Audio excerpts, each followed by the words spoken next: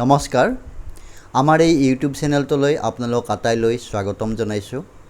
আজি আমি হাইস্কুলৰ নৱম আৰু দশম শ্ৰেণীৰ ছাত্ৰ ছাত্ৰীসকলৰ সহায় হোৱাকৈ ইডুকেয়াৰ আছাম নামৰ চেনেলটো মুকলি কৰিছোঁ। এই চেনেলটোত আমি সাধাৰণ গণিতৰ পাঠসমূহ আলোচনা কৰিম। প্ৰথমতে আমি দশম শ্ৰেণীৰ পাঠসমূহ আলোচনা কৰিম।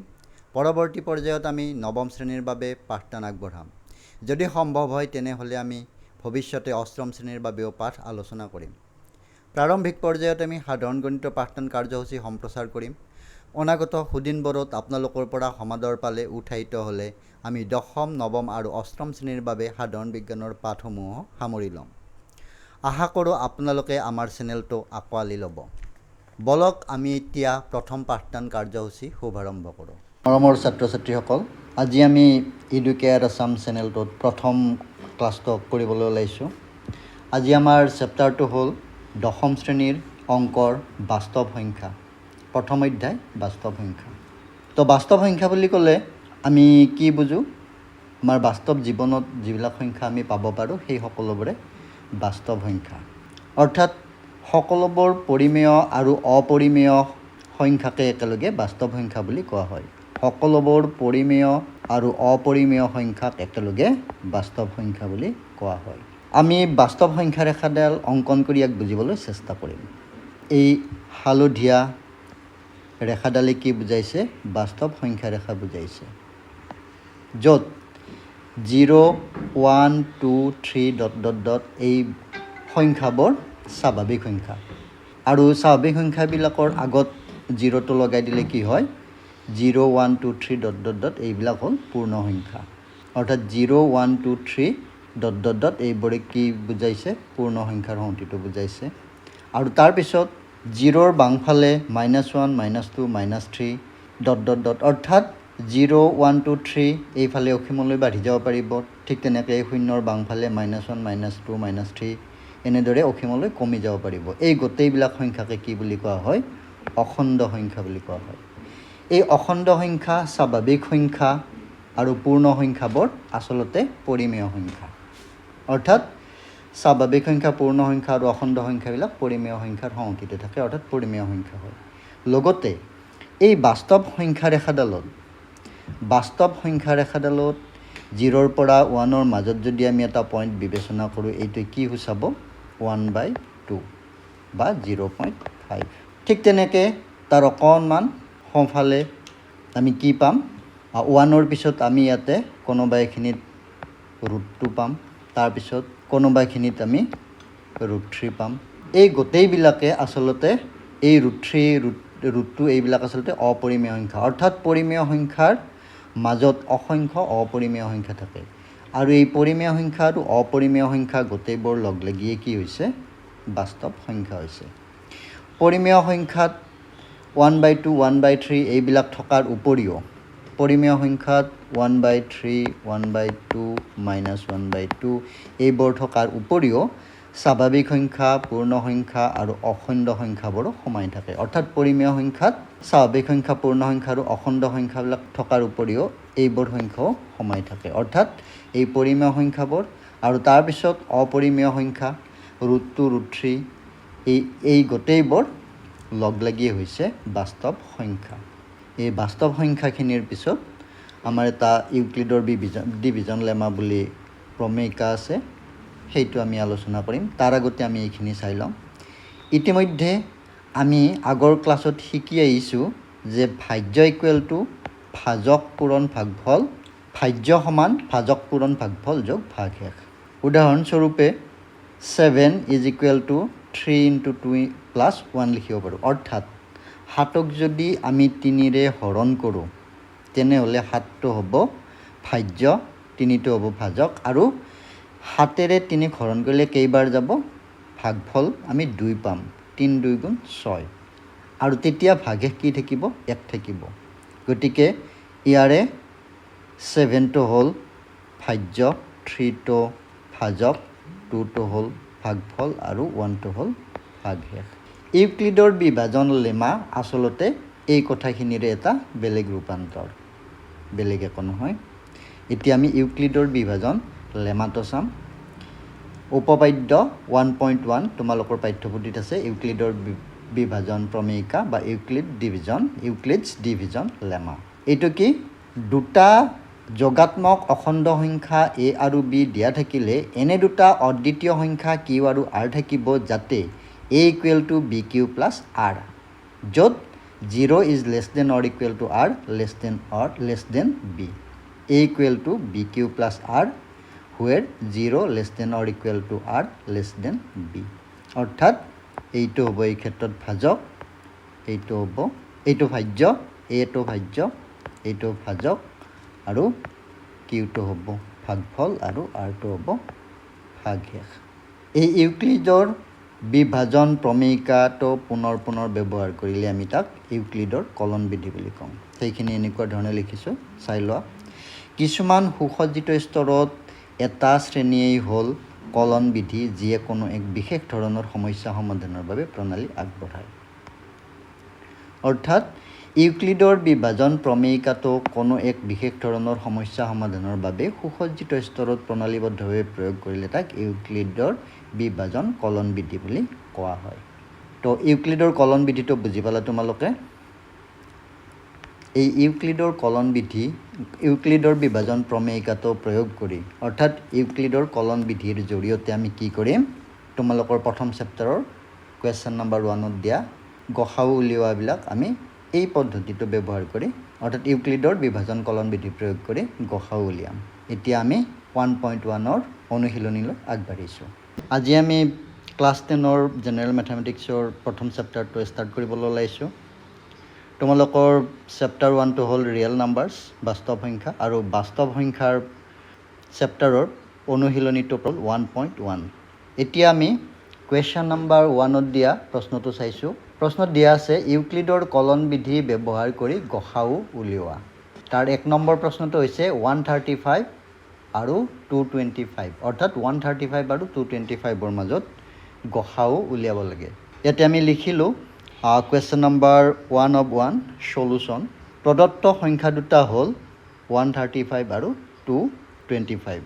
যিহেতু সংখ্যা দুটাৰ 225 ডাঙৰ আৰু 135টো সৰু গতিকে 225 আৰু 135ৰ ওপৰত ইউক্লিডৰ কলন বিধি প্ৰয়োগ কৰি আমি কি পাম 225ক আমি কিহেৰে হৰণ কৰিব লাগিব 225ক আমি 135ৰে হৰণ কৰিব লাগিব।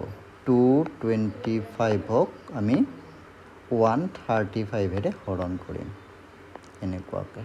225ক 135ৰে হৰণ কৰিলে আমি যদি দুইবাৰ দিব যাওঁ কি হ'ব 270 হ'ব। গতিকে আমি 225 আছে দুবাৰ দিব নোৱাৰোঁ একবাৰ দিম অৰ্থাৎ ইয়াতে 1 লিখিলোঁ একবাৰ দিলোঁ একেৰে আমি 135ক মাল্টিপ্লাই কৰিম কিমান হ'ব 1 × 135 ইজ ইকুৱেল টু 135 ইয়াত লিখিলোঁ। তাৰপিছত 5ৰ 5 গ'লে 0 তাৰপিছত 2 3 যাব নোৱাৰে ইয়াৰ পৰা 1 ডট হাৰি আনিলোঁ 12 হ'ল 12ত 3 গ'লে 9। গতিকে আমি কি পালোঁ 225ক 135ৰে হৰণ কৰোঁতে একবাৰ গ'ল আৰু ভাগশেষ থাকিল 90। এতিয়া এই ভাগশেষ 90ৰে আমি 135ক পুনৰ হৰণ কৰিব লাগিব।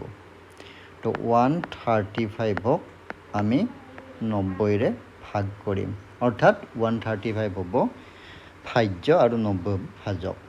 তো আমি কেইবাৰ দিব লাগিব ইয়াতে 90ৰে 135ক হৰণ কৰোঁতে আমাৰ কেইবাৰ যাব দুবাৰ দিলে হ'ব 9 × 2 = 18 180 আমি দুবাৰ দিব নোৱাৰোঁ এবাৰ দিম দিলে কি হ'ব 1 × 90 ইজ ইকুৱেল টু 90 হ'ব। ইয়াতে আমি 90 লিখিলোঁ আৰু 135ৰ পৰা 90টো বিয়োগ কৰিম 5ৰ 0 গ'লে 5 আৰু এইটো 13ৰ 9 গ'লে 4 45 অৰ্থাৎ 135ক 90ৰে ভাগ কৰোঁতে এবাৰ গ'ল আৰু ৰিমাইণ্ডাৰ অৰ্থাৎ ভাগশেষ থাকিল 45। এতিয়া 45ৰে 90ক 45ৰে হৰণ কৰিম 45ৰে 90ক আমি আকৌ হৰণ কৰিম কৰিলে কেইবাৰ দিম 45 × 2 = 90 দুবাৰ দিলোঁ 90 পালোঁ আৰু ইয়াতে ভাগশেষ 0 পালোঁ কি পালোঁ আমি ভাগশেষ 0 গতিকে 45 into 2 ৰিমাইণ্ডাৰ 0 0 তো এই পৰ্যায়টোত আমাৰ কি হৈছে ভাগশেষ 0 পাইছোঁ ভাগশেষ আমি ইয়াতে 0 পালোঁ তাৰপিছত ভাজ্য 90 আৰু ভাজক 45 তো যিটো পৰ্যায়ত আমি ভাগশেষ 0 পাওঁ সেইটো পৰ্যায়ৰ ভাজকটোৱে হ'ব আমাৰ উত্তৰ গতিকে ইয়াতে আমাৰ কি হ'ব 45 এতেকে therefore নিৰ্ণয় গৰিষ্ঠ সাধাৰণ উৎপাদক কাৰ 135,225 কিমান পালোঁ এইটো হ'ব উত্তৰটো আমাৰ এইটো উত্তৰটো এইটো অৰ্থাৎ যিটো পৰ্যায়ত ভাগশেষ 0 সেইটো পৰ্যায়ৰ ভাজকটোৱে হ'ব আমাৰ উত্তৰ এনসাৰ তোমালোকে নিশ্চয় বুজি পাইছা তো ইয়াৰ পিছত আমি 2 নম্বৰ গণিতলৈ আগবাঢ়িম অৰ্থাৎ কুৱেশ্যন নম্বৰ 2 অফ 1 কি দিয়া আছে কুৱেশ্যন নম্বৰ 2 অফ 1 সলিউশ্যন ইয়াতে চোৱা সংখ্যা দুটা দিয়া আছে 196 আৰু 38,220 তো লিখা প্ৰদত্ত সংখ্যা দুটা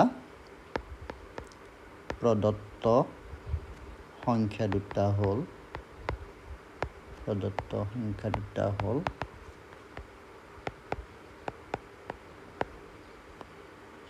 কি কি প্ৰদত্ত সংখ্যা দুটা হ'ল 196 আৰু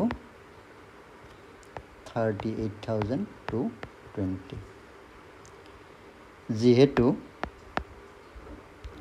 38,220 is greater than 196 এতেকে বা এতিয়া যি লিখিব পাৰা এতিয়া বুলি লিখিলেও হ'ব এতেকে লিখিলেও হ'ব এতেকে 38,220 আৰু 196ৰ ওপৰত ইউক্লিডৰ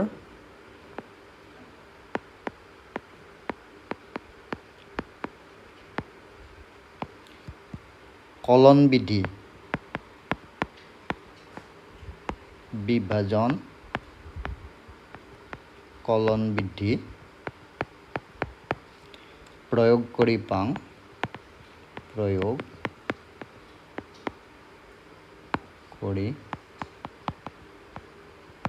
পাওঁ কি পাম 38,220 ভাজ্য সমান ভাজক 196 ভাজক ইনটু কি পাম আমি অংকখিনি কৰি চাম এতিয়া হৰণ কৰিম কিহেৰে 196 কাক হৰণ কৰিম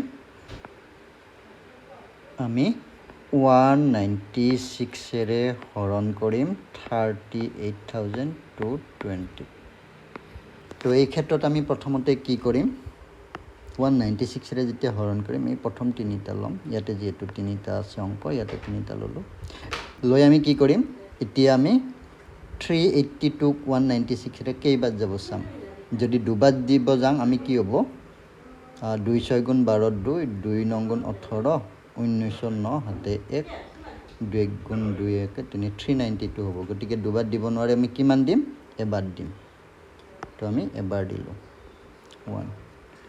1 into 196 196 হ'ল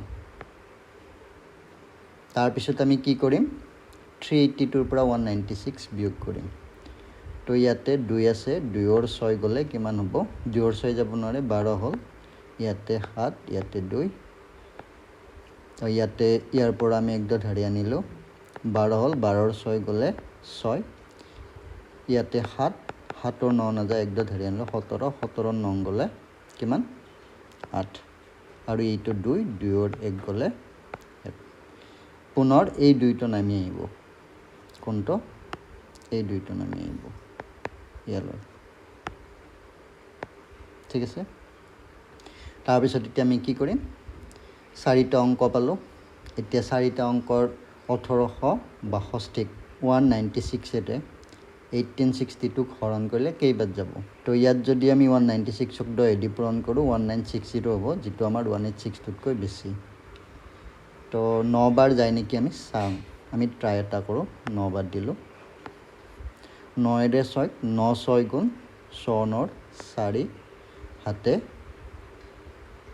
5 9 9 গুণ 81 9 9 গুণ 81 81 পাছে 86 6 হাতে 8 9 গুণ 9 9 8 17 1764 তো এইটোৰ পৰা বিয়োগ কৰা 2ৰ 4 নাযায় 12 হ'ল 12ৰ 4 গ'লে কিমান হ'ব 8 15 হ'ল 15ৰ 6 গ'লে 9 তাৰপিছত এই ওপৰৰ জিৰ'টো এইবাৰ নামি আহিব এই জিৰ'টো ইয়াতে নামি আহিব এইটো 0 হ'ব তাৰপিছত এতিয়া আমি কেইবাৰ দিম এতিয়া 196 ৰে কেইবাৰ যাব চোৱা আগাতে শূন্য আছে 6ক কিহেৰে পূৰণ কৰিলে শূন্য পোৱা সংখ্যা পাম 5টো হয়নে আমি চাম এবাৰ ইয়াত 5 বাৰ দিলোঁ 5 6 গুণ 30ৰ 0 হাতে 3 5 9 গুণ 45 3 48ৰ 8 হাতে 4 5 1 গুণ 5 5 4 9 980 980 তো ইকুৱেল ইয়াৰ বিয়োগফল 0 তো এতিয়া চোৱা 38,220ক 196 ৰে হৰণ কৰোঁতে আমি 195 বাৰ গ'ল আৰু ৰিমাইণ্ডাৰ ইয়াতে 0 পালোঁ এটা পৰ্যায়তে আমাৰ হৰণ প্ৰক্ৰিয়াত ভাগফল 0 পালোঁ গতিকে এইটো স্তৰত ভাজক যিমান সেইটোৱে হ'ব গসাউ এতেকে নিৰ্ণয় গসাউ গৰিষ্ঠ সাধাৰণ উৎপাদকাৰ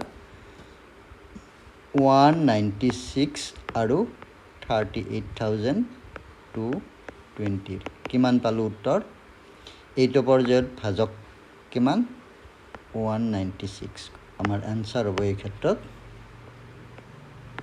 196 এইটো হ'ব ৰিকুৱাৰ্ড এনসাৰ